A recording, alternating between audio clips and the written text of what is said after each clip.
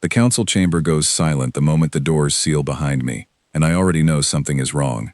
My mother stands near the high window with her hands folded so tightly that her knuckles have turned pale gray, the color our skin takes when fear runs too deep to hide. The elders do not look at me. They look at the floor, at the walls, at anything except my face. And that is how I understand that whatever they are about to say will change my life forever. I am Kessia Rand, daughter of the Viranai Highline, and I have spent every day since the war ended waiting for this moment without knowing its shape. Now it has a shape, and it is standing in front of me wearing the robes of judgment. Elder Vossen steps forward first. His voice trembles, though he tries to steady it with formality. He tells me that the Unity Accord has been finalized, that the treaty ending the war requires a binding gesture between our people and the humans, and that I have been chosen as that gesture, a political marriage, a forced joining between myself and the commanding officer who led the final assault against my homeworld. For a moment I cannot speak. The air in my lungs feels thin, as though the chamber itself has stolen it from me. I ask them to repeat it, not because I did not hear, but because I need a second chance for the words to sound less like a death sentence. They repeat it. Nothing changes. The verdict remains the same. My homeworld, Veranos, fell in a matter of weeks when the humans arrived.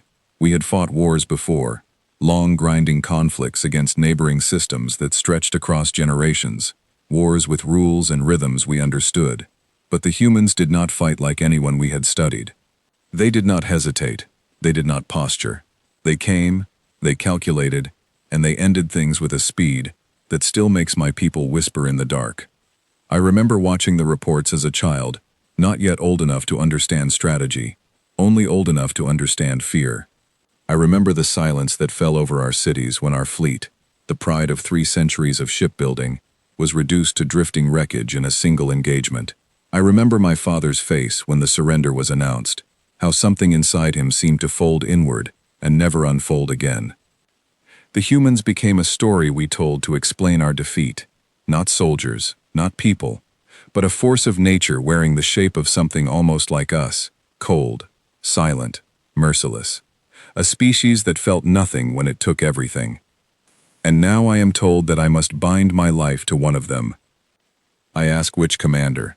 My voice does not shake, though I want it to. I have trained myself since childhood never to let my voice betray what is underneath it, and even now, staring into the collapse of everything I believed my future would be, that discipline holds.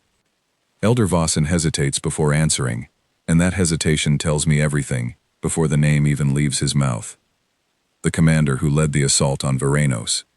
The one whose tactical decisions ended our resistance in a single week. The name attached to the closing chapter of my people's war is the same name now attached to what they call my future. Ethan Marlowe.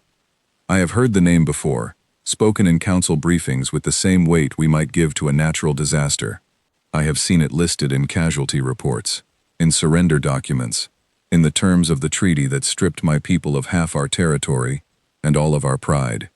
I never imagined I would hear it spoken as though it belonged to a person I would one day share a life with. My mother finally turns from the window. Her eyes meet mine, and I see something in them I have never seen before. Not command, not judgment. Grief, quiet and enormous. The grief of a parent who knows she cannot protect her child from what is coming. I want to refuse. Every instinct in my body tells me to refuse, to walk out of this chamber and never return, to disappear into the outer colonies where no treaty can reach me. But I know, even as the thought forms, that refusal is not a door that exists for someone in my position. The treaty was not written as a request. It was written as a condition of peace, and if I break it, the fragile ceasefire holding our shattered fleet together will break with it. Elder Vossen explains the arrangement as though reading from a script he has rehearsed 100 times and still cannot make sound gentle. The human ship will arrive within the day. The commander himself has been assigned to the bonding, not as punishment, but as what the humans apparently consider an honor, a gesture of goodwill from their highest command. I try to imagine what kind of mind considers marrying the daughter of a defeated people an honor, and the only answer I can construct is one built from every nightmare story I have heard about them. A soldier without feeling, a weapon shaped like a man, someone who ended a war without losing sleep over it, and who will now walk into my home and expect me to smile beside him at ceremonies while my people rebuild from the wreckage he left behind. I ask if there is any alternative. I already know there is not, but I ask anyway, because some small stubborn part of me refuses to accept an ending before I have exhausted every possible beginning. There is none. The treaty stands. The arrangement stands. My future, it seems, has already been decided by people far above me, in rooms I was never invited into, discussing my life as though it were a clause in a document, rather than a person with a heartbeat. I leave the council chamber in silence, my footsteps echoing against marble that has survived 3 centuries of history and somehow feels colder today than it ever has before. Outside, the sky over our capital city carries the pale gold light that used to mean safety to me as a child. Now it only reminds me of how quickly safety can be taken away. I walk to the observation terrace that overlooks the harbor, where what remains of our fleet sits in slow repair, hulls patched with mismatched plating, engines running at half capacity because we no longer have the resources to do better. This is what victory looks like from the other side. Not triumph, just survival, stretched thin and quiet. I think about every story I was raised on, stories meant to explain why we lost, stories that painted the humans as something less than people, so that our defeat would feel less personal. It is easier to lose to a storm than to lose to another mind that simply outthought yours. I wonder, standing there with the wind pulling at my robes, whether those stories were ever entirely true, or whether they were built the way all stories of loss are built, shaped to protect the pride of the ones telling them. It does not matter now. Whatever truth exists behind the name Ethan Marlowe, I am about to meet it in person, and no story, comforting or otherwise, will change what is coming. My closest companion since childhood, a quiet woman named Talia Vren, who serves in the outer ministry, finds me on the terrace before the sun has fully set. She does not ask what happened. She already knows. Word of council decisions never stays contained for long in a palace built on old stone and older gossip. She simply stands beside me, saying nothing, offering the kind of silence that means more than words ever could. Eventually she speaks, her voice low. She tells me she has seen the intelligence reports on the human fleet, the ones circulated among ministry staff after the treaty was signed. She tells me the reports describe something strange about this particular commander, something that does not fit the pattern the rest of his species seems to follow. She will not elaborate further, only that I should watch closely when he arrives, because the man in the files does not entirely match the monster in our stories. I tell her I have no intention of watching closely. I have every intention of surviving this arrangement with as much distance as I can manage, keeping my heart locked away where nothing human can reach it. She gives me a look I recognize from childhood, the look she used to give me when I insisted I would never learn to like a food I ended up loving within a season. I ignore it. Some truths are not worth entertaining before they have had the chance to prove themselves. That night I do not sleep. I sit in my chambers watching the stars through the reinforced glass, knowing that somewhere beyond that darkness, a human warship is already moving toward Viranos, carrying inside it the man who will reshape the rest of my life. I try to imagine his face and cannot. I try to imagine his voice and cannot. All I have is the shape of a name and the weight of everything that name represents. I think of my father, who died 2 seasons after the surrender, not from any wound the humans left on his body, but from something quieter, something that simply gave out once the fight was over, and there was nothing left to hold on to. I think of the promise I made at his memorial, whispered only to myself, that I would never let my people be humiliated again, that I would carry whatever burden was necessary to protect what remained of our dignity. I did not know, when I made that promise, that the burden would take the shape of a wedding gown and a stranger's hand. By morning, the palace is already transformed. Servants move through the halls preparing rooms that have not been used since before the war. Rooms meant for foreign dignitaries, now being aired out and polished for the arrival of the very people who once fired on our cities. I watch them work with a strange, hollow feeling in my chest, as though I am observing my own life being rearranged by hands that are not mine. Elder Vossen finds me in the Eastern Hall shortly before midday, his expression carefully neutral in the way it always becomes when he has more to say than he wants to. He tells me the human ship has entered our system. It will make planetfall within hours. He tells me that protocol requires I be present at the landing site to receive the delegation personally, as a gesture of the treaty's sincerity. I ask him, quietly, whether he believes I am strong enough for what is coming. He does not answer immediately. When he finally speaks, his voice carries something unexpected, something almost like respect.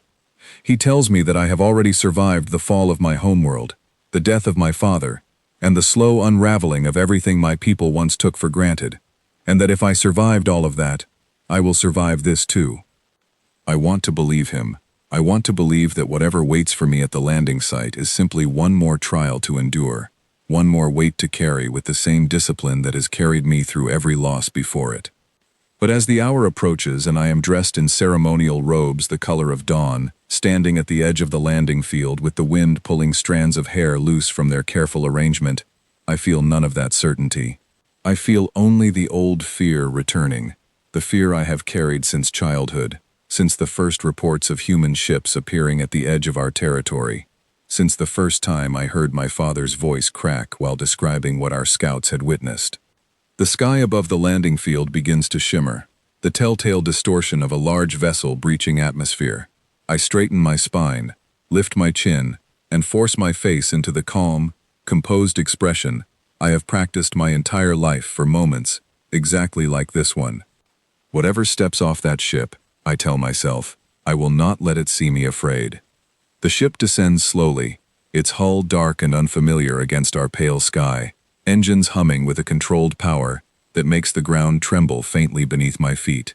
I have seen images of human vessels before, grainy footage captured during the war, but nothing prepares me for the reality of one settling onto my homeworld's soil with such quiet, deliberate precision. Around me, the assembled dignitaries shift nervously, their whispers rising and falling like wind through dry grass. I do not whisper. I do not move. I simply watch the ship's boarding ramp lower, revealing a rectangle of shadow that will soon give shape to the man who ended my world and is now, somehow, meant to become the center of what remains of it. The first figure to emerge is not him. It is a small escort, uniformed and alert, scanning the landing field with the kind of practiced caution that speaks of a species accustomed to unfamiliar ground. I barely register them. My attention is fixed entirely on the dark opening behind them, waiting. And then he steps into the light. He is not what I expected, though I could not have told you, in that moment, what I actually expected.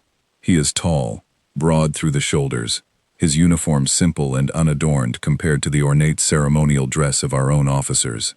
There are no medals catching the light, no elaborate insignia proclaiming his victories, just plain fabric, a steady posture, and eyes that scan the crowd with a calm I did not anticipate, from someone the stories painted as a weapon without a soul.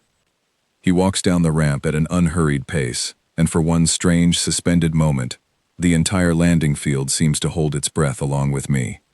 I do not know, standing there in my dawn-colored robes with my heart hammering beneath my ribs, that the man walking toward me is about to unravel every certainty I have built my life around. I only know that the dread I carried into this moment feels heavier now than it did an hour ago, heavier than it did a day ago, heavier than it has felt since the day my father's voice broke while describing the fall of our fleet. I lift my chin higher, refusing to let that dread show on my face, and I wait for the first words of the man I am told I must spend the rest of my life beside. He stops several paces away, closer than protocol strictly demands, and inclines his head in a gesture that looks almost like a bow, though not quite the bow our own customs would use. It is careful, deliberate, as though he studied the movement beforehand and chose to offer it anyway, imperfect but sincere. I brace myself for whatever comes next, certain that nothing about this arrangement will be easy, and unaware of how thoroughly that certainty is about to be tested. He speaks first, and his voice is quieter than I expected, level and unhurried, carrying none of the sharp command tone I imagined a man like him would use. He says my name correctly, with the proper inflection our language requires, the kind of detail most foreign visitors never bother to learn. I did not expect that. I did not expect anything about him to require thought on my part, and already he has forced me to reconsider. I respond with the formal greeting reserved for treaty delegations, my voice steady, my expression composed. He listens without interrupting, his attention fixed entirely on me in a way that feels strange after a lifetime of officials who glance past me toward more important matters. When I finish, he offers a small nod, as though filing away every word for later. The walk from the landing field to the palace takes longer than it should, largely because half the city seems to have gathered along the route despite the short notice, drawn by curiosity, fear, and something that might be hope, though few would admit it aloud. I keep my pace measured beside him, aware of every eye upon us, aware that whatever expression crosses my face in this moment will be repeated in whispered conversations across the capital by nightfall. He does not seem bothered by the attention. He walks with the same calm he carried down the boarding ramp, occasionally glancing toward the crowd, not with suspicion, but with something closer to quiet observation, as though he is trying to understand my people, rather than simply pass through them. At one point, a child breaks free from her guardian's grip and darts toward the edge of the procession path, drawn by curiosity toward the unfamiliar uniform. Before the palace guards can react, he crouches down to her level, unhurried, and says something too soft for me to hear. The child laughs, delighted rather than frightened, and allows herself to be gently guided back to her guardian's side. The guardian stares at him, with an expression somewhere between confusion and disbelief, the same expression I feel forming on my own face, before I catch myself and smooth it away. I remind myself, silently, firmly, that a single moment of gentleness does not undo a war. I remind myself that the stories I grew up with did not describe him as cruel in every moment, only that he was capable of ending thousands of lives without hesitation when the situation demanded it. Kindness toward a child on a ceremonial walk proves nothing, except that he understands how to manage appearances. I hold on to that thought as tightly as I can, because it is the only shield I have left. The palace reception hall has been prepared with more formality than I have seen used since before the war, banners restored from storage, the long ceremonial table set with settings for both delegations. I take my place at the head of the table beside my mother, and he takes his place across from me, flanked by two of his officers, both younger than him, both watching the room with the same careful attention their commander displayed on the landing field. The meal passes with the stilted formality such occasions demand, elders on both sides exchanging careful diplomatic phrases designed to sound warm without committing to anything specific. I say little, answering only when addressed directly, watching him from beneath lowered lashes whenever I believe no one is paying attention. He eats sparingly, tasting each dish with what looks like genuine curiosity rather than obligation, and at one point asks Elder Vossen a question about the preparation of a particular Virani dish, a question detailed enough to suggest actual interest rather than polite conversation. Elder Vossen, visibly startled, answers at length, clearly pleased to find any human willing to engage with our culture beyond the treaty's minimum requirements. I tell myself this proves nothing either. A soldier trained in tactics understands that goodwill gestures serve strategic purposes. Every kindness he offers tonight could simply be another calculation, another move in whatever game brought his species to victory over mine. And yet, despite my best efforts to hold that thought steady, something in me begins to shift, small and reluctant, like the first hairline crack in stone that has stood unmoved for years. After the meal, the elders retreat to discuss the final logistics of the bonding ceremony, leaving me alone with him for the first time, seated across a table now cleared of its formal settings, lit only by the soft amber lamps that line the reception hall's walls. The silence stretches between us, and I refuse to be the one who breaks it. He breaks it instead, his voice quiet, almost careful. He tells me he understands this arrangement is not something I chose, and that he does not expect me to pretend otherwise. He tells me he has no intention of making my life harder than the treaty already has, and that whatever discomfort I feel toward him, he will not take offense at it. I did not expect an apology, if that is even what this is. I did not expect acknowledgement of the position I have been placed in, not from him, not from anyone connected to the war that took my father's spirit long before it took his life. I ask him, bluntly, why he agreed to this arrangement.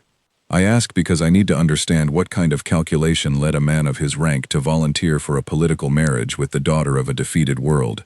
Because surely a man responsible for ending my people's resistance had other options, other assignments, other ways to spend his life that did not involve binding himself to someone who has every reason to resent him. He considers the question longer than I expect before answering, He tells me that he requested this assignment himself, that no one ordered him into it, and that his reasons are not the ones I likely assume. I ask what reasons those would be, my voice sharper than I intend, edged with the frustration of a day that has stripped away every certainty I arrived with. He does not answer immediately. Instead, he asks whether I have ever seen the aftermath of a battle from the side that survives it, not the side that loses ships and cities, but the side that returns home afterward, carrying the weight of what they had to do to win. I tell him I have not, and I do not particularly care to. He nods, accepting the refusal without pressing further, and simply says that he has seen enough of it to want something different for the rest of his life. He says the word peace carefully, as though testing whether I will scoff at it, and when I do not, he continues, saying that a forced treaty built only on fear rarely lasts, but a bond, built on something more, might actually hold. I want to tell him that no bond, forged from the ashes of my homeworld's defeat, could ever be described as something more. I want to remind him that I did not choose this, that my presence here is not consent, only obligation dressed in ceremonial robes. But something in his voice, quiet and unguarded, makes the words catch in my throat before I can release them. Instead, I ask him a different question, one that has been sitting beneath my ribs since the moment his name was first spoken in the council chamber. I ask him whether he remembers Veranos, the actual assault, not as a strategic victory recorded in some report, but as something he lived through. His expression changes then, subtly, the calm composure flickering for just a moment before settling back into place. He tells me he remembers every detail of it, and that remembering is precisely why he requested this assignment, rather than avoiding it. I do not understand what he means, and I tell him so. He does not explain further that night. He simply tells me that understanding will take time, and that he is willing to give me as much of it as I need, without demanding anything from me in return, before I am ready to offer it. The conversation ends there, interrupted by the return of the elders, and I retreat to my chambers that evening, with my mind more unsettled than it has been since the verdict was first delivered. I lie awake long after the palace falls silent, replaying his words, searching for the calculation I am certain must be hidden beneath them, and failing, for the first time in longer than I can remember, to find it. The following days settle into an uneasy rhythm. The bonding ceremony has been scheduled for the turn of the season, giving us weeks to prepare, weeks during which protocol requires that we spend time together, learning enough of one another to present a convincing appearance of unity before our respective peoples. I approach these sessions with guarded distance, answering his questions with the minimum courtesy required, offering nothing beyond what formality demands. He does not push. He asks about my homeworld's customs, my family, the small details of daily life before the war, and accepts whatever brief answers I provide without complaint, never once pressing for more than I am willing to give. It is during one of these sessions, walking through the palace gardens that survived the war largely intact, that I first notice something that unsettles the careful distance I have been maintaining. He pauses beside a cluster of flowering stem vine, the deep violet blossoms our healers once used for treating battle wounds, and asks me, unprompted, what they are called. I tell him, surprised by the question, and he repeats the name back to me with careful pronunciation, filing it away the same way he filed away my own name upon our first meeting. He tells me his grandmother kept a garden when he was young, on a world I have never heard of, and that something about the stem vine reminds him of the flowers she grew, though he cannot say precisely why. It is such a small human detail, a grandmother's garden, a childhood memory unrelated to strategy or war, that I find myself unprepared for how deeply it unsettles the image I have carried of him. The stories never mentioned grandmothers. The stories never mentioned gardens. The stories built him into something without a childhood, without softness, without anything resembling the small, ordinary details that make a person real, rather than a symbol. I do not respond to the memory he shares. I simply continue walking, my mind turning over this new piece of information with the same wary suspicion I apply to everything about him, searching for the angle, the strategy, the reason a soldier trained to end wars would bother sharing something as small and unguarded as a memory of his grandmother's garden with a woman who has given him every reason to expect hostility in return. I find no angle. I find only the growing, uncomfortable realization that the man walking beside me may not fit as neatly into the shape of the monster my people built him into, as I need him to, and that realization frightens me far more than the monster ever did. Protocol requires that I tour his ship before the bonding ceremony, a gesture of reciprocity meant to demonstrate that the arrangement flows in both directions, that I am not simply being absorbed into human custom without acknowledgement of my own. I board the vessel with Talia at my side, grateful for her presence, though even she cannot fully steady the strange unease that settles over me as the airlock seals behind us, and the familiar gravity of Veranos gives way to the artificial hum of a ship built by hands that once aimed weapons at my homeworld. The interior surprises me immediately. I expected something cold, sterile, built purely for function, without regard for the people living inside it. Instead, I find corridors lined with small personal touches, handwritten notes pinned near crew quarters, faded photographs tucked into the edges of instrument panels, the quiet evidence of lives being lived rather than simply operated. Ethan leads the tour himself, though he defers frequently to his crew, asking a young engineer named Callum to explain the propulsion systems rather than explaining them himself, allowing a communications officer named Priya to describe the ship's history, rather than claiming that history as solely his own. I notice this pattern repeating throughout the tour, a consistent unwillingness to center himself, and I find myself watching him more closely than I intend, searching for the moment the mask slips and reveals the commander the stories warned me about. The moment never comes, not in the way I expect. We reach the mess hall partway through the tour, and I watch as he stops to speak with a group of lower-ranked crew members seated at one of the long tables, sharing an easy conversation about nothing of particular importance, laughing at something one of them says, with a genuine warmth that catches me off guard. When a tray meant for him arrives with a larger portion than the others, I watch him quietly redistribute it among the younger crew, before taking his seat, an act so small it would be easy to miss entirely, and yet it lodges itself in my memory regardless. Talia notices it too. She says nothing in the moment, but later, once we are alone in the guest quarters prepared for my visit, she remarks quietly that a man calculating for appearances would not bother with a gesture no one but the two of us seem to notice. I tell her that calculation can run deeper than appearances, that a truly skilled strategist understands the value of consistency even in unwitnessed moments, because inconsistency is what gives away a performance. I tell her this with more conviction than I actually feel, because admitting otherwise would mean admitting that the foundation of everything I believed about him is beginning to crack. The following day, protocol requires I remain aboard the ship for a longer stretch, observing the daily operations that keep a vessel of this size functioning. It is during this stretch that I witness something I was not meant to see, something that happens not for my benefit, not for appearances, but simply because it was already happening before I arrived. A prisoner is being transferred through the lower decks, a member of a smaller allied species who had been detained following an unrelated border dispute months earlier, awaiting transfer to a proper judicial authority. I watch from a distance as two of the guards escorting the prisoner grow careless, rough in their handling, the kind of casual cruelty that comes easily to those who believe no one important is watching. Ethan arrives before I can process what I am seeing, his expression sharpening into something I have not witnessed from him before, controlled but unmistakably firm.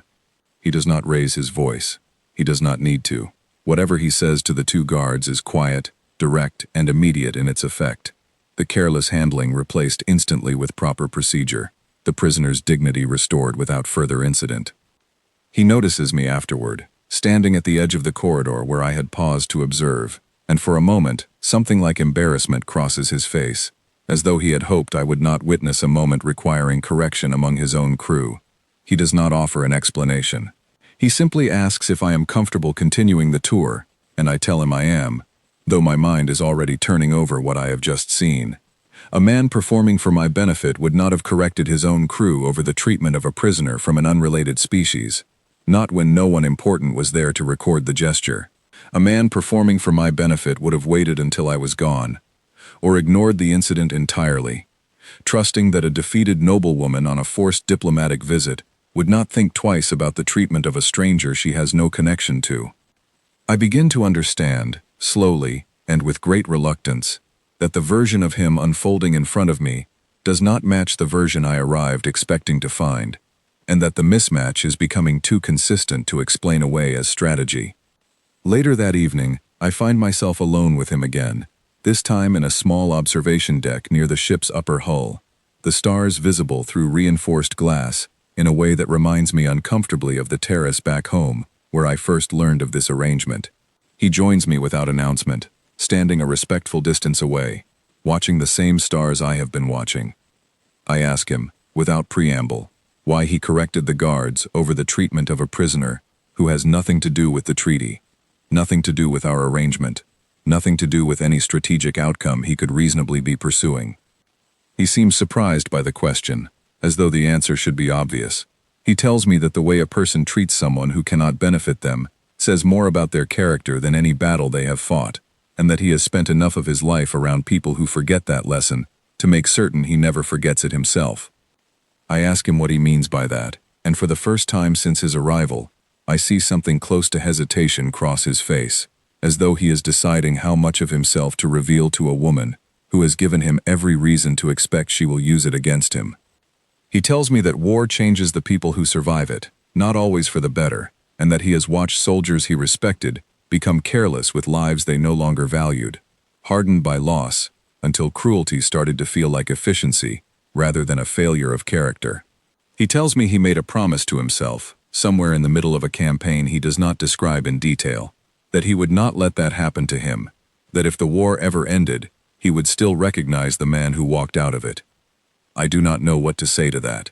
I have spent my entire life believing that the humans who ended our war felt nothing about what they did, that the speed and efficiency of their victory proved an absence of conscience, rather than the presence of one straining beneath the weight of every choice made along the way.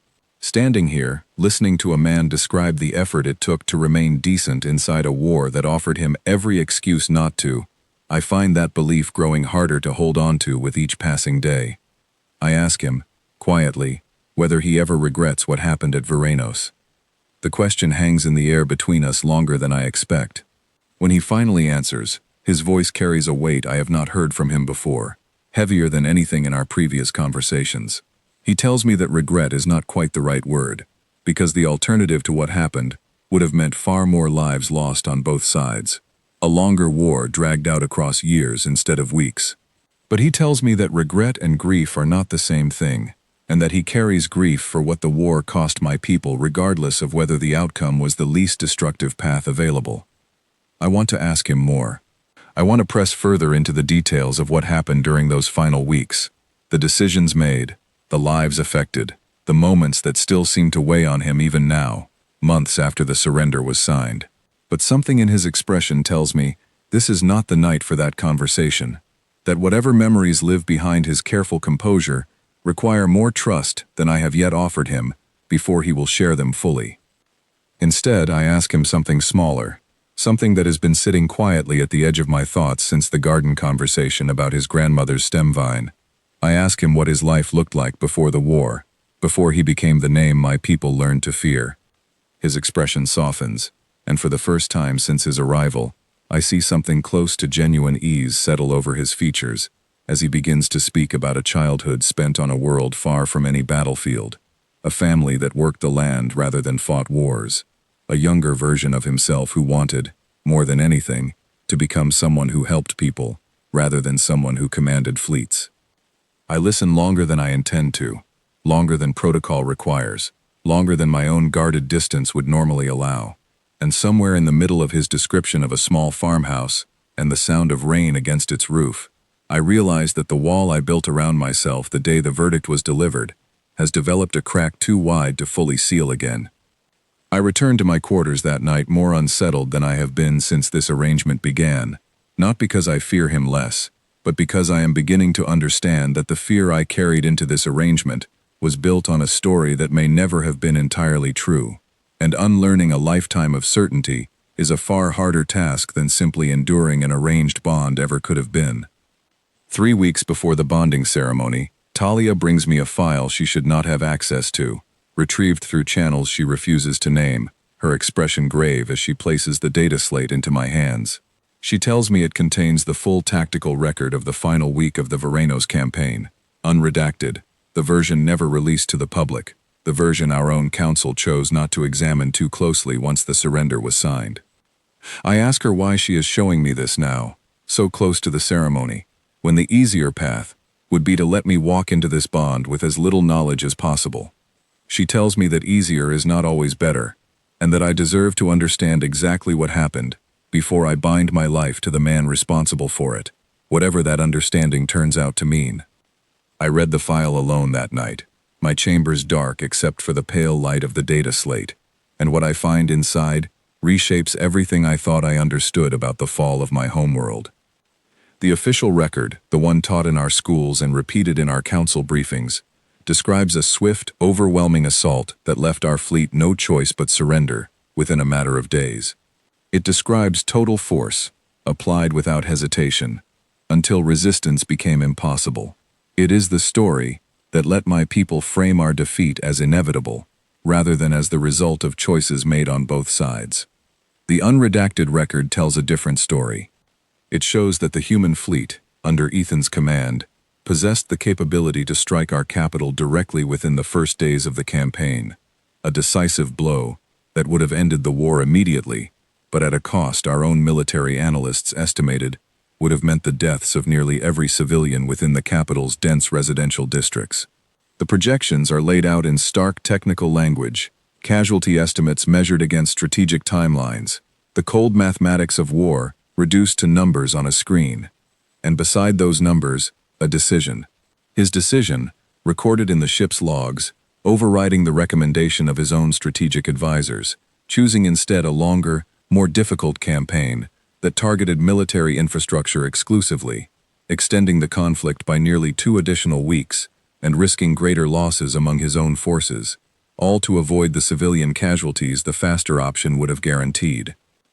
I sit with the data slate in my trembling hands for a long time before I can bring myself to continue reading. The stories I grew up with painted humanity's swift victory as proof of their indifference to the cost of war.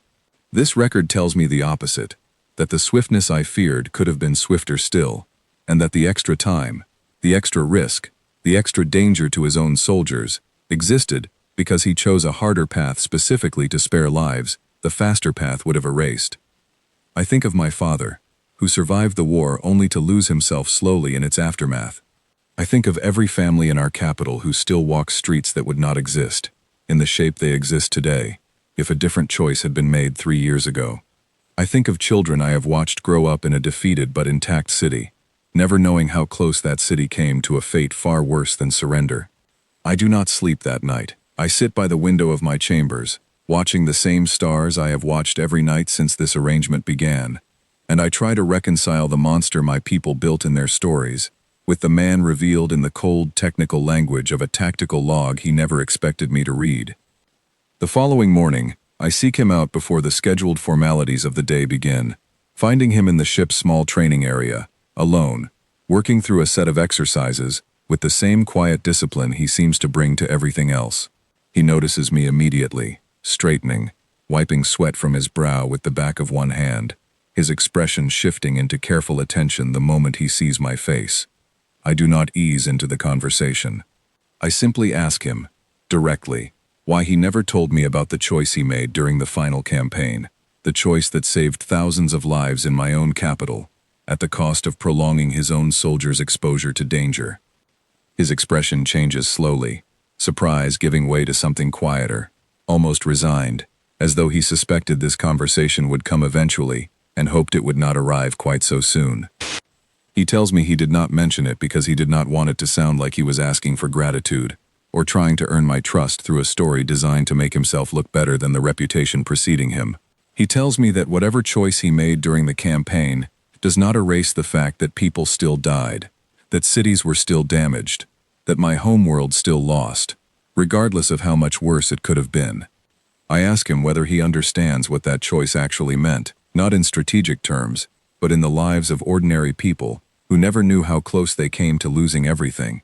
I tell him about my own childhood memories of that week, watching my parents' faces as reports came in, not knowing then how much closer to total devastation we truly stood. He listens without interrupting, his expression carrying a weight I have come to recognize now as something genuine rather than performed, the same weight I noticed during our conversation on the observation deck weeks earlier. When I finish, he tells me quietly that he thinks about that choice often, not with pride, but with the constant awareness of everything it still cost, despite the alternative it avoided. The soldiers under his command who did not survive the extended campaign, the additional weeks of uncertainty and fear his choice imposed on my people, even as it spared them from something far worse. I realize, standing there in the quiet training area with the ship humming faintly around us, that the burden he carries is not the burden of a man who ended a war without conscience. It is the burden of a man who made an impossible choice and has spent every day since living with both the cost of that choice and the cost of the alternative he refused to accept. Something shifts in me then, quietly but unmistakably, the last remaining foundation of the fear I arrived with, finally giving way beneath the weight of everything I have learned. I ask him one final question, the one that has been building beneath every conversation we have shared since his arrival. I ask him whether the choice he made during the campaign is the reason he requested this bonding assignment, whether some part of him sought this arrangement as a way to make amends for a war he never wanted to fight in the way it was fought. He is quiet for a long moment before answering. He tells me that amends is not quite the right word, because amends implies a debt that can eventually be paid in full, and he does not believe what happened to my people can ever be fully balanced by anything he does afterward. But he tells me that when the treaty required a bonding between our peoples, and his name was placed among the eligible candidates, he chose to request Viranos specifically, because he did not want the burden of that final campaign to be carried only in memory. He wanted to carry it forward into something that might, eventually, become more than the war that created it. I do not respond immediately. I simply stand there, absorbing the weight of what he has told me, feeling the last of my careful distance dissolve into something far more complicated than the simple dread I carried into this arrangement. Later that day, walking back through the ship's corridors toward the shuttle that will return me to Viranos for the final preparations before the ceremony, I pass the observation deck, where we spoke about his childhood weeks earlier. I pause there for a moment, looking out at the stars, and I find myself thinking not about the war, not about the treaty, but about the strange, unexpected shape my understanding of him has taken since the day he first stepped off that boarding ramp. I do not yet know what to call what is growing inside me, whether it is respect, or something closer to the beginning of trust, or something even more complicated than either. But I know, with a certainty I did not possess 3 weeks ago, that whatever waits for me on the other side of this bonding ceremony is no longer the fate I dreaded the day the verdict was first delivered. It is something else entirely, something I have not yet found the courage to name. The alarm tears through the palace before dawn, a sound I have never heard outside of childhood drills, sharp and insistent, echoing through corridors that have not known real danger since the surrender was signed 3 years ago. I am awake instantly, pulling myself from sleep with the same discipline my mother trained into me since childhood, my heart already pounding before my mind fully catches up to what is happening. Talia bursts into my chambers moments later, her expression stripped of its usual composure, and tells me that the eastern security perimeter has been breached. A group identifying themselves as loyalists to the old resistance, remnants of the military faction that never accepted the treaty's terms, have entered the palace grounds. Their target, according to the fragments of communication intercepted by palace security, is me. I do not have time to process the fear that should accompany that revelation. Talia is already pulling me toward the reinforced corridor that leads to the palace's lower shelter, moving with the practiced urgency of someone who trained for exactly this scenario and hoped never to use that training. We do not make it far before the corridor ahead of us fills with movement, uniforms I do not recognize, faces set with the particular grim determination of people who believe they are fighting for something larger than themselves.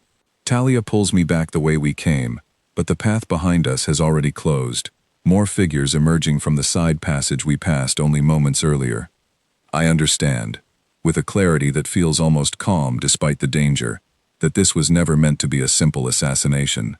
These are people who believe the treaty was a betrayal, who believe my bonding to Ethan represents the final surrender of everything my people once stood for, and who intend to use my death as the spark that reignites a war they were never willing to accept losing. Talia positions herself between me and the nearest figure, her voice sharp with authority despite the tremor beneath it, demanding they stand down, invoking protocols and titles that mean nothing to people who have already decided to abandon every rule our society still claims to follow. The confrontation might have ended badly in the seconds that follow, had the corridor not suddenly filled with a different kind of movement entirely, fast and controlled, cutting through the tension with an efficiency that speaks of training far beyond what the resistance fighters possess. Ethan arrives at the head of a small contingent of his own crew, moving through the corridor with a focus I have not seen from him before. The gentle, careful man from the gardens and the observation deck, replaced by something harder, more precise, entirely dedicated to the immediate danger in front of him. He does not hesitate the way I feared he might, and he does not act with the reckless aggression the old stories warned me about either. Every movement carries purpose, every decision measured even in the chaos of the moment, focused entirely on containing the threat while minimizing harm on every side of the conflict. I watch him position himself directly between me and the largest cluster of resistance fighters, his voice carrying an authority that stops several of them in their tracks, offering them a path toward surrender that costs them nothing but their weapons, a path several of them take without hesitation once the alternative becomes clear. Not all of them accept the offer. The confrontation that follows moves too quickly for me to track every detail, but I remain aware, throughout all of it, that his focus never once wavers from ensuring my safety, even as he manages the wider threat unfolding around us. When one of the fighters breaks from the group and moves toward me directly, weapon raised, Ethan is already moving to intercept, placing himself in the path of danger with a speed that leaves no room for hesitation. The confrontation ends moments later, the immediate threat neutralized, the remaining resistance fighters disarmed and secured by palace guards who arrive in the chaos's aftermath. Ethan sustains an injury during the final moments of the encounter, a wound to his shoulder that leaves the sleeve of his uniform dark and torn, though he does not seem to register the pain until the immediate danger has fully passed. I find myself kneeling beside him before I fully register moving, my hands pressed against the wound with an instinct I did not know I possessed, my voice steadier than I expect as I call for the palace healers already rushing toward us. He looks at me with an expression I have not seen from him before, something raw beneath the exhaustion and pain, and tells me, quietly, that he is glad I am unharmed. I want to tell him that his own safety mattered just as much in that moment, that the fear I felt watching him step between me and danger was sharper and more immediate than any fear I felt for myself. But the healers arrive before I can find the words, and I am pulled back to allow them room to work, left standing in the corridor with my hands still trembling and my heart still racing from everything that has just happened. Talia finds me there minutes later, her own composure slowly returning as the danger fully recedes. She tells me the resistance faction has been fully contained, that the immediate threat is over, that palace security is already investigating how the breach occurred in the first place. I barely hear any of it. My attention remains fixed on the healer's chambers where Ethan has been taken, my mind replaying the moment he placed himself between me and a weapon meant for me, without hesitation, without calculation, simply because protecting me mattered more to him than his own safety. I sit outside the healer's chambers for the remainder of that night, refusing every suggestion that I return to my own quarters to rest, unwilling to leave until I know he is fully recovering. My mother finds me there eventually, settling beside me without a word, and for a long time we simply sit together in silence, the weight of the night's events too heavy for either of us to speak through immediately. When she finally does speak, her voice carries something I have not heard from her since before the war, something almost gentle. She tells me she watched the confrontation unfold from the security feeds, watched the way he moved to protect me without a moment's hesitation, and that she has spent enough years in this palace, watching political marriages built purely on obligation, to recognize the difference between a man performing loyalty and a man who means it. I do not respond immediately. I simply continue watching the closed doors of the healer's chambers, waiting for any sign that he is recovering, waiting for the chance to tell him everything I have not yet found the courage to say. The healers emerge sometime near dawn, informing us that his wound, while serious, is not life-threatening, that he will require rest, but will make a full recovery within the coming days. The relief that floods through me in that moment is sharper and more overwhelming than anything I expected to feel toward a man I dreaded meeting only weeks earlier. I am permitted to see him once the healers finish their work, finding him propped against a stack of pillows in the modest recovery chamber, his shoulder wrapped and immobilized, his expression tired but alert as I enter. He offers a small, weary smile the moment he sees me, and something in my chest loosens at the sight of it. Some final piece of the careful distance I have maintained since his arrival, finally settling into something warmer, something I no longer have any interest in resisting. I sit beside his bed without waiting for an invitation, and for a long moment neither of us speaks, the events of the night still too raw and too recent for easy conversation. Eventually, it is he who breaks the silence, his voice quieter than usual, roughened by exhaustion. He tells me he is sorry the ceremony preparations will need to be delayed while he recovers. Sorry that his injury has added complication to an arrangement already burdened by enough difficulty without this added onto it. I tell him, my voice steadier than I expect given everything my heart is currently carrying, that I do not care about the delay. I tell him that watching him step between me and danger tonight showed me something I have been slowly learning since the day he first arrived on Veranos, something I was too afraid to fully accept until tonight forced the truth of it into the open. He watches me carefully, waiting, and I find myself continuing before the courage required for this confession can fade. I tell him that the dread I carried into this arrangement was never really about him. It was about the fear of losing myself entirely to an enemy, about the fear that binding my life to the man who ended my homeworld's resistance would mean erasing everything I once was, in service of a peace I never chose. But watching him tonight, watching the way he moved to protect me without hesitation, without calculation, without anything resembling the cold strategic mind the old stories built him into, I understood that he has never once asked me to disappear into this arrangement. He listens to every word without interrupting, his expression carrying a quiet intensity that makes my heart beat faster, despite the exhaustion clearly weighing on him.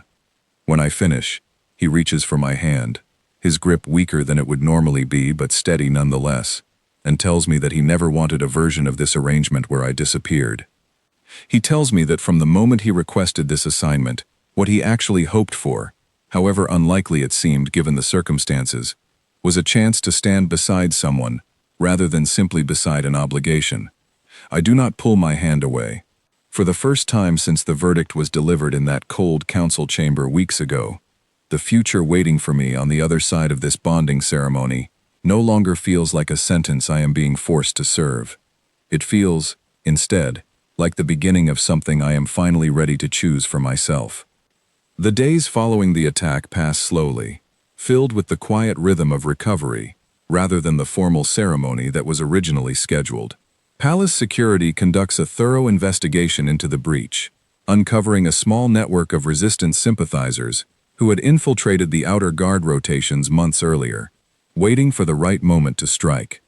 Elder Vossen assures me the network has been fully dismantled, that no further threat remains, though the shadow of that night lingers in the palace halls regardless of the reassurances offered. I spend much of this time beside Ethan's recovery chamber, our conversations gradually losing the careful formality that once defined them. We speak of small things now, memories from before the war on both sides, the ordinary details of lives shaped by very different worlds but carrying surprising echoes of one another despite the distance between our species. I learn that his favorite season as a child was the one his grandmother's garden bloomed fullest, the same season our own stem vine reaches its deepest violet color. He learns that I once wanted, before the war reshaped every expectation placed upon me, to become a healer rather than a diplomat, drawn to the quiet, careful work of mending rather than the loud demands of politics. Talia visits often during this period, and I notice the careful way she studies Ethan whenever their conversations turn toward the events of the attack, searching, I suspect, for any final sign of the calculation she once warned me to watch for. She finds none, and eventually admits to me, quietly, that whatever she expected to discover about him during this arrangement, the man recovering in that chamber is not it. One afternoon, as his strength continues returning, Ethan asks me to walk with him through the palace gardens again, slower this time, his shoulders still healing beneath the careful wrappings the healers insist he continue wearing. We walk in comfortable silence for a while, past the stem vine that first opened this unlikely connection between us, until he stops near the small fountain at the garden's center and turns to face me directly. He tells me that he has spent the recovery period thinking carefully about everything that has passed between us since his arrival, and that he wants to be honest with me about something he has not yet fully said aloud. He tells me that when he first requested this bonding assignment, he expected, at best, a distant but functional arrangement, two people bound by treaty who might eventually learn to coexist without active hostility. He tells me he did not expect, and did not allow himself to hope for, anything beyond that. I ask him what changed.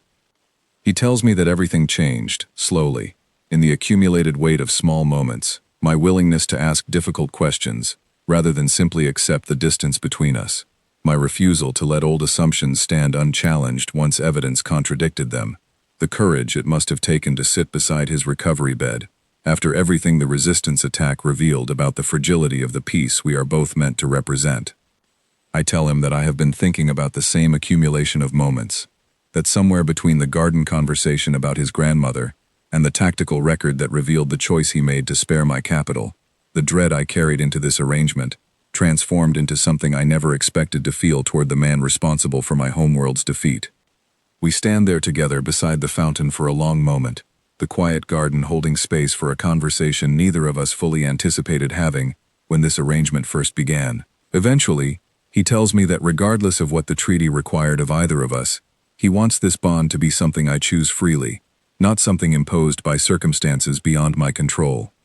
I tell him that I already have chosen it, that the choice happened gradually, without a single defining moment, built instead from every conversation, every small revealed kindness, every crack that formed in the careful walls I built around myself the day the verdict was first delivered. I tell him that whatever fear I carried into this arrangement has been replaced by something I am still learning to name, something that feels less like obligation and more like the beginning of a genuine partnership. He reaches for my hand again, more steadily this time than during our conversation in the recovery chamber, and for the first time since his arrival, I do not hesitate before accepting the gesture. The rescheduled bonding ceremony takes place 3 weeks later, once his recovery is fully complete, held not in the formal council chamber where the original verdict was delivered, but in the palace gardens themselves, beneath the stem vine that first opened the door between us. The guest list includes representatives from both our peoples, elders and officers standing together, in a way that would have seemed impossible only months earlier, before either of us understood what this arrangement might actually become. I stand before the gathered witnesses in ceremonial robes far more vibrant than the pale dawn colors I wore the day his ship first landed on Veranos, and when it comes time to speak the traditional vows our custom requires, I find myself adding words that were never part of the ceremonial script, words that come from somewhere deeper than obligation. I tell the gathered witnesses, both human and Virani, that I did not choose this bond when it was first announced to me, that I arrived at this moment carrying the full weight of dread that a lifetime of war stories had built inside me. But I tell them that the man standing beside me proved, through action rather than words, through consistency rather than performance, that the peace this treaty demanded of us could become something far more meaningful than a forced arrangement between former enemies. Ethan speaks next, his voice carrying the same quiet steadiness I have come to know so well since the day he first stepped off that boarding ramp. He tells the gathered witnesses that he understands the fear his arrival brought to Veranos, understands the weight of the reputation that preceded him, and that he does not ask anyone present to forget the cost of the war that led us to this moment. But he tells them that he chose this bond not as an obligation fulfilled, but as a genuine hope for something better than the fear and loss that defined the years before it, a hope that has, against every reasonable expectation, become real. When the ceremony concludes, the gathered witnesses do not disperse with the polite, careful applause such political occasions usually receive.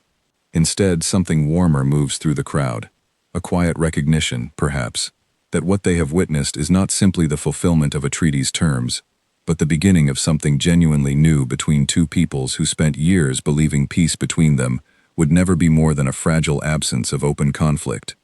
Talia finds me afterward, her expression carrying more warmth than I have seen from her since before the war began. She tells me she is glad to have been wrong about how this arrangement would unfold, and I tell her I am gladder still. In the weeks that follow, Ethan and I begin the work of building a life neither of us fully expected when the treaty first bound us together. We divide our time between Viranos and the wider territories his position requires him to oversee, learning the rhythms of a partnership built not on the fear that first brought us together, but on the trust that grew steadily in its place. I continue my work supporting the reconstruction efforts across my homeworld, and he continues his own work maintaining the fragile peace between our peoples. But increasingly, our efforts intertwine, each of us drawing on the other's strength in ways that make the work lighter than it would be carried alone. Standing together one evening on the same terrace where I once received the verdict that changed my life forever, watching the same pale gold sky I watched the night before his ship first arrived, I find myself thinking not of the dread that once defined my expectations for this bond, but of everything it has become instead. What began as a sentence imposed by treaty has grown into a partnership neither of us anticipated, built from small kindnesses and honest conversations, from a shared willingness to look past the stories both our peoples told about each other and see, instead, the truth standing in front of us. Ethan joins me on the terrace, his hand finding mine the way it has grown accustomed to doing over these past months, and together we watch the stars begin to emerge over Viranos, no longer symbols of the fear that once accompanied their arrival, but simply the quiet backdrop to a life we are building together, one choice at a time, out of the wreckage of a war neither of us started, but both of us are determined to leave fully behind. What the treaty demanded of us has become something the treaty never could have written into its terms, a genuine bond between two people who found, in each other, not the enemy the past insisted they should be, but the beginning of a future neither of their peoples believed possible. And as the stars settle fully into the darkening sky above us, I understand, with a certainty I never expected to feel the day this arrangement was first announced, that whatever comes next, we will face it together, not as former enemies bound by obligation, but as partners who chose each other freely, in a peace finally earned rather than simply imposed.